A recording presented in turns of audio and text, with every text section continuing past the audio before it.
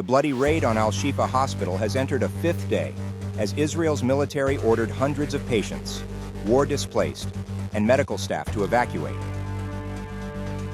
The Israeli military says it has killed 90 people during its raid on Gaza's Al-Shifa hospital, where a siege has entered a third day, as displaced Palestinians sheltering in the facility described long detentions and abuse. Hamas condemned what it called Israel's bloody massacre at Al-Shifa and said civilians, patients, and displaced people were among the fatalities. Al-Shifa, the Gaza Strip's largest hospital before the current conflict started, is one of the few healthcare facilities that is even partially operational in the north of the enclave. It housed more than 7,000 patients and displaced people before the latest attack, the Gaza government said.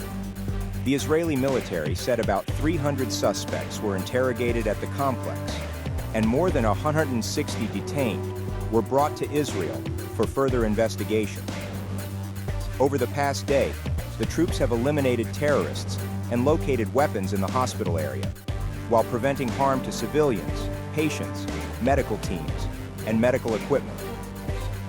Patients, medical staff, and people sheltering in hospitals denied the Israeli military's claims of having killed fighters and said all the dead were wounded patients and displaced people.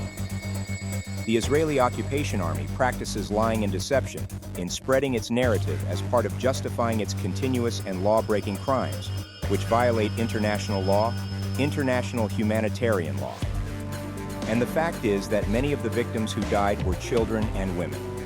When compared with the Russian-Ukrainian war, civilian casualties in Gaza were greater than those in the Russian-Ukrainian war, where most of the victims were women and children who were civilians and not Hamas personnel.